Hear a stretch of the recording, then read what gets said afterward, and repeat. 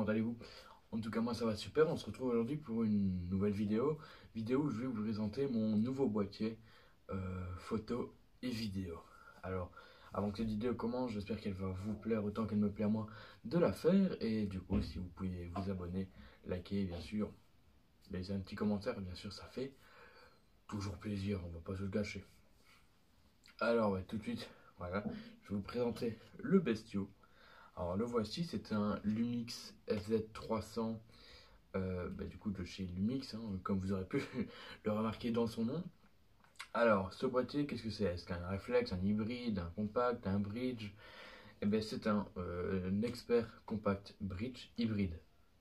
Ça fait beaucoup de mots, mais en gros c'est un hybride où je peux pas changer mon objectif. Alors, pourquoi est-ce que j'ai choisi ça? Eh bien, tout simplement pour la polyvalence.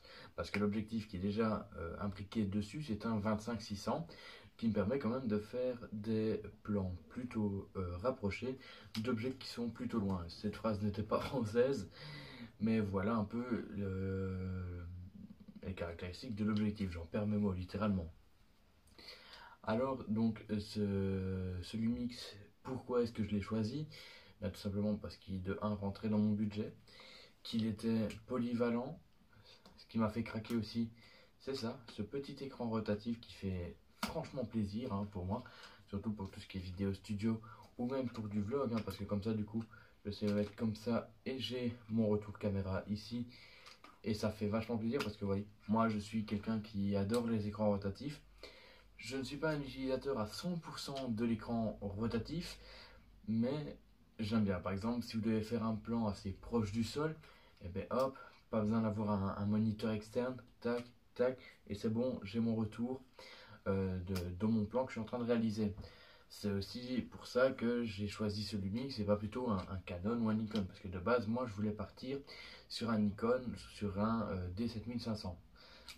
Oui, il me semble que c'était celui-là, mais pour finir, donc j'ai laissé place au Lumix. Alors avant, avec quoi je travaillais? Je pense que vous le voyez ici dans le décor derrière, je travaillais avec un Olympus, c'est le E520, donc de chez Olympus, alors qui m'a suivi pendant 4 années quand même, hein. Mais bon, j'ai décidé de le lâcher, pourquoi? Parce qu'il devenait trop vieux pour le boulot que je fais moi, enfin pour le boulot, pour ce que je fais moi comme type de photo. Et son problème aussi, c'est qu'il malheureusement il faisait pas de vidéo. Vu que c'était un ancien appareil, le mode vidéo ça existait, mais pas sur tous les boîtiers. Et lui n'en était pas un utilisateur du coup. Avec ce boîtier-là, j'utilisais beaucoup un 25-80, mais j'utilisais aussi ce petit boîtier, donc c'est un 50 mm macro. Ça, je l'adorais, franchement, il était très polyvalent et vraiment un très bon objectif. Même, c'est un objectif de haut de gamme qui m'a coûté un petit peu, mais c'était vraiment un très bon objectif. Ça, franchement, je n'avais rien à dire là-dessus. Alors, pourquoi avoir choisi un bridge? Alors, c'est vrai qu'au début, comme je vous l'ai dit, je voulais partir sur un réflexe, donc Nikon ou Canon. Ça, j'hésite un petit peu, même si j'avais ma petite faiblesse personnellement pour Nikon, hein. Donc, j'ai choisi un bridge, tout simplement parce que moi, comme ça, si je pars en vlog, si je pars en vidéo en extérieur, je ne dois pas me trimballer avec 600 000 objectifs. Ici, j'ai un grand angle et un bokeh qui est quand même magnifique pour un bridge. Donc voilà pourquoi j'ai décidé de le choisir, pour sa polyvalence. C'est quand même un boîtier qui est assez lourd, hein. Je ne sais pas plus ou moins combien de grammes il fait, mais il est assez lourd, on va pas se le cacher. Alors voilà, alors son prix, je l'ai eu au prix de 600 € d'occasion. Donc c'est un boîtier qui avait quelques mois quand je l'ai récupéré moi, donc je l'ai payé 600 €. Alors parlons un peu de ses caractéristiques. Alors déjà il est sur une monture 25-600 f2.4 minimum. Et donc, c'est une bonne ouverture, hein, je trouve personnellement. F2.4, c'est rare quand je descends aussi bas, sauf pour faire des plans bien sûr rapprochés. Par exemple, si je ferais un plan de mon téléphone là maintenant, je peux mettre en 2.4 pour avoir un beau flou d'arrière-plan. Alors, le flou d'arrière-plan est vraiment magnifique. J'essaierai de vous trouver 2-3 petits exemples si j'ai réussi à en faire d'ici là pendant le montage, hein. Alors, niveau qualité vidéo, on est sur de la 4K 60 fps, c'est pas énorme. mais c'est de la 4K quand même. Alors personnellement, je suis pas un grand utilisateur de 4K, je suis plus dans les 1080p. J'ai ici sur mon téléphone, donc je suis à 1080p à 120 images par seconde. Et sur mon boîtier, donc j'ai de la 1080 à 260 images par seconde. Ce qui fait que je peux faire quand même des beaux ralentis. Alors, qu'est-ce que je pourrais vous dire d'autre? Ah oui, au niveau de la montée en ISO, on est donc sur un minimum, je ne sais plus du coup, il faut que je regarde là maintenant, on est sur un minimum de 100 ISO jusqu'à une montée de 6400 ISO. Alors, le problème de ce boîtier, c'est que il n'est vraiment pas bon en basse lumière. Mais quand je vous dis vraiment pas bon, il n'est vraiment pas bon en basse lumière.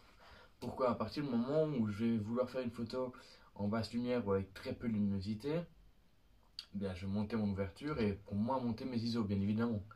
Mais le problème, c'est qu'il sature très vite. Et alors, il se retrouve un petit peu perdu. Et le problème, c'est que une photo avec très peu de luminosité, quand je regarde dans mon œilleton ou même sur mon écran, eh ben, ça saccade un petit peu. C'est comme si vous regardiez une vidéo de maintenant avec de la 2G, littéralement. Ça saccade, mais vraiment énormément. Et c'est franchement un petit peu dommage. Mais sinon, en haute lumière et dans la journée, c'est vraiment un boîtier qui est magique parce qu'il fait de très beaux rendus, il fait de très belles images, ça on va pas se le cacher du tout. Et donc niveau fichier photo, j'ai du JPEG et du RAW. Moi bien sûr je shoot en RAW bien sûr, hein. Pourquoi JPEG et pourquoi RAW? Alors dans la photo il y a deux types d'images. Vous avez les images JPEG et les images RAW. Les images JPEG, pourquoi je les utilise pas? Parce qu'en fait dans le mode JPEG, il y a déjà une modification sur la photo qui se fait. Ce qui fait que si je fais du post-traitement derrière, ben, je vais pas savoir récupérer toutes les informations de ma photo. Tandis que si je shoot en RAW maintenant, eh bien là je n'ai aucun traitement, j'ai la photo on va dire brute. Ben, voilà, on va dire que j'ai la photo brute. Donc si je veux retoucher par exemple, on va dire ici un petit peluche là-bas, ben, je saurais modifier sa couleur sans modifier moi. Si je veux bien sûr descendre la luminosité autour de moi, je pourrais le faire. euh, mais juste là et pas sur moi, bien évidemment. Tandis que quand JPEG, ben, le traitement se ferait automatiquement et malheureusement, bah, je ne saurais pas faire grand chose sur ma photo. Oui, je saurais faire des retouches, mais pas toutes celles que je voudrais, bien sûr. Alors, revenons sur le boîtier. On a bien sûr donc différents modes, hein, comme sur tous les boîtiers. On a le mode manuel, on a le mode speed, euh, on a le mode ouverture et priorité à la vitesse. Après, on a le mode bien sûr IA, le mode automatique, panoramique et mode manuel en caméra. Et ça, c'est vraiment très bien d'avoir ce mode-ci. Si vous voyez, mais en tout cas, c'est ce mode-là. Alors, c'est le M caméra. Enfin, il est assemblé par un M et une caméra. Alors, il est vraiment très bien. Pourquoi? Parce que, en fait, lorsque je vais filmer, je vais pouvoir gérer moi-même mes paramètres. Oui, vous allez me dire, on peut le faire en se mettant en mode manuel en photo et lancer une vidéo. On gère aussi soi-même. Oui, mais en fait, ce qui est bien dans le fait d'être en mode caméra et non en mode photo, donc la priorité à la caméra, quoi, du coup, c'est que les paramètres sont différents. Vous voyez, entre un paramètre photo et un paramètre vidéo, il y a une petite différence. Il y a des règles aussi qui sont différentes à respecter. Et c'est ça qui est très bien dans le fait d'avoir un mode photo enfin d'avoir un mode manuel en vidéo. Moi, c'est vraiment un petit truc qui a fait son charme. Alors revenons sur l'écran. Alors l'écran c'est du 2 pouces attendez. Oui, non, oui, c'est bien que je vous disais, c'est du 2 pouces, je m'y perds un petit peu. Du 2 pouces de diagonale. L'écran est tactile et ça fait plaisir. Mais le petit problème, c'est lorsque je fais des photos. Quand je fais des photos, bah, j'ai mon écran qui est comme ceci. Donc vous voyez qui est allumé comme ceci. Et donc quand je viens mettre mon œil, enfin mon œil ici justement, j'ai une détection. Donc là vous voyez, il n'y a pas. Enfin, vous voyez, attendez, je vais vous montrer un peu plus près, hein, ça va être plus simple. Donc là ici, vous voyez très bien par l'écran, donc comme quoi que l'écran est allumé et il ne détecte pas d'œil. À partir du moment où je vais mettre mon œil, bah, du coup l'écran va s'éteindre. Et alors du coup, avec mon doigt, ce que je peux faire, c'est que je peux gérer mon espace de mise au point. Et ça c'est vraiment très bien. Mais le problème, quand je fais ça, si je m'approche trop de l'écran, ici ben, ça vient toucher. Et ce qui fait que parfois ben, ma mise au point, elle part à New York, vous voyez. Donc ça, c'est un petit peu insupportable. On va pas se cacher, c'est très insupportable. Mais bon, on s'habitue et du coup, on fait avec. Alors, ce boîtier est équipé d'un mode rafale, d'un mode Wi-Fi, d'un mode Bluetooth aussi. Alors, j'ai une prise micro, mais le problème, c'est que je n'ai pas de prise casque. Ça, c'est un petit peu triste, mais bon, on va dire qu'on fait avec. Alors aussi, le gros problème de ce boîtier, c'est qu'il est très long, très long. C'est pour ça que oui, j'ai un boîtier, mais que je ne filme pas avec, parce que le temps de changement, donc de chargement pour transporter les fichiers, est extrêmement long et très désagréable. Donc voilà pourquoi je continue pour le moment mes vidéos au téléphone. Ça va très vite changer, ne vous inquiétez pas, dès que je reçois mon micro, normalement, je passe sur mon boîtier et là, tant pis, au moins j'aurai de la qualité. Vous aurez de la qualité et un bon son. Donc voilà pour toutes ces caractéristiques, on va dire un peu extérieures et intérieures. Sur ce boîtier, ce qui est très bien aussi, c'est que j'ai 4 modes fonction. Donc j'en ai 1, 2, ouais, bah oui, donc 4, où là je peux paramétrer comme je veux. Franchement, c'est vraiment un bon boîtier parce que donc je peux tout modifier comme je veux. Je peux modifier mon style d'écran, mon œilleton, je peux tout faire en fait. Le boîtier est vraiment le mien. C'est pour ça que je dis toujours que des boîtiers FZ, il n'y en a pas de les mêmes parce que chaque photographe ou chaque vidéaste va le modifier comme il le veut pour qu'il soit le plus simple possible à son utilisation au quotidien. Le problème, c'est ces paramètres. Les paramètres de chez Lumix et donc de chez Sony, c'est l'enfer. Il y a 26 000 pages, 26 000 sous-pages. Donc franchement, pour s'en sortir, les premiers jours où je l'ai eu, ça a été très compliqué de m'adapter. Moi, je passais quand même d'un Olympus très simple à un appareil quand même professionnel, celui-ci, parce que oui, c'est un appareil professionnel et non amateur. Ou au niveau des paramètres, quand même te dire que c'était un petit peu compliqué à la fin. Donc voilà, le seul gros point noir, si je peux dire ça, c'est ces menus et le problème de quand on a l'œil ici, que l'écran tactile ne se désactive pas. Je me doute que ça doit être du travail un peu plus supplémentaire, mais c'est un petit détail qui fera la différence. Et après, il me semble que sur ici, les FZ 2500, ce détail-là a été réglé. Et j'attends de le tester pour justement pouvoir vous faire des petits retours.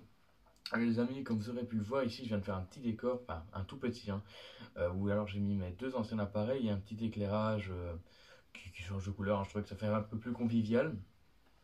Je sais que je n'ai toujours pas de micro, donc c'est toujours compliqué de m'entendre, même si en post-prod je fais le meilleur pour que le son soit bon. Mais normalement, peut-être que je vais recevoir un micro d'ici pas longtemps. Enfin, en tout cas, je l'espère. Ah oui, et des amis aussi. Vous voyez cette petite peluche ours? Dans l'espace commentaire, vous allez me donner un nom.